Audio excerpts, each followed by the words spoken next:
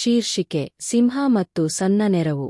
ಒಂದಾನೊಂದು ಕಾಲದಲ್ಲಿ ಒಂದು ವಿಶಾಲ ಕಾಡಿನಲ್ಲಿ ಒಂದು ಬಲವಾದ ಸಿಂಹ ವಾಸಿಸುತ್ತಿತ್ತು. ಅದು ಕಾಡಿನ ರಾಜ, ಬಲಶಾಲಿ ಮತ್ತು ಪ್ರಬಲವಾಗಿತ್ತು. ಒಂದು ಸುಂದರ ಸೂರ್ಯಕಿರಣದ ದಿನ ಸಿಂಹವು ಒಂದು ದೊಡ್ಡ ಮರದ ಕೆಳಗೆ ನಿದ್ರಿಸುತ್ತಿದ್ದಾಗ ಒಂದು ಸಣ್ಣ ಇಲಿ ಅಜಾಗರೂಕತೆಯಿಂದ ಅದರ ತೋಳಿನ ಮೇಲೆ ಒಡಿತು. ಸಿಂಹವು ತಕ್ಷಣ ಎಚ್ಚರಗೊಂಡು ತನ್ನ ದೊಡ್ಡ ತೋಳಿನಡಿಯಲ್ಲಿ ಇಲಿಯನ್ನು ಬಲವಾಗಿ ಹಿಡಿದಿತು. ಕೋಪದಿಂದ ಸಿಂಹ ಕಿರುಚಿತು. ಭಯದಿಂದ ಇಲಿ ತನ್ನ ಜೀವವನ್ನು ಉಳಿಸಬೇಕೆಂದು ಬೇಡಿಕೊಂಡಿತು ಮತ್ತು ತನ್ನನ್ನು ಬಿಡಿದರೆ ಇಂದೋ ಅಥವಾ ನಾಳೆ ಅದು ಸಿಂಹಕ್ಕೆ ಸಹಾಯ ಮಾಡುತ್ತೆ ಎಂದು ಭರವಸೆ ಕೊಟ್ಟಿತು. ಸಿಂಹವು ಸಣ್ಣ ಇಲಿ ಸಹಾಯ ಮಾಡುತ್ತೆ ಎಂಬ ಆಲೋಚನೆಯನ್ನು ಆನಂದದಿಂದ ನಗಿತು. ಆದರೆ ಅದು ಹಾಸ್ಯಾಸ್ಪದವೆಂದು ಕಂಡು ಅದನ್ನು ಬಿಡಲು ತೀರ್ಮಾನಿಸಿತು.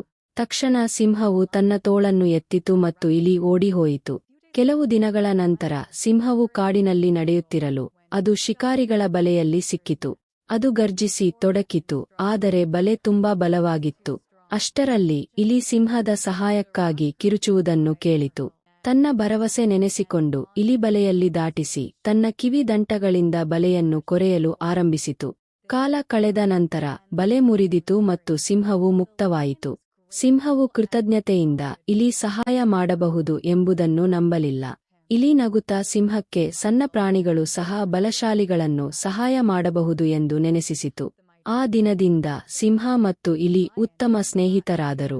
ಅವರು ಯಾರು ಹೇಗಿದ್ದರೂ ಪ್ರತಿಯೊಬ್ಬರಿಗೂ ತಮ್ಮದೇ ಆದ ವಿಶೇಷ ಬಲವಿದೆ ಎಂಬುದನ್ನು ಅರ್ಥಮಾಡಿಕೊಂಡರು. ಅವರು ಪರಸ್ಪರ ಸಹಾಯ ಮಾಡುತ್ತಾ ಸಂತೋಷದಿಂದ ಬದುಕಿದರು ಮತ್ತು ಕಾಡು ಸ್ನೇಹ ಮತ್ತು ಕರುಣೆಯ ಸ್ಥಳವಾಯಿತು.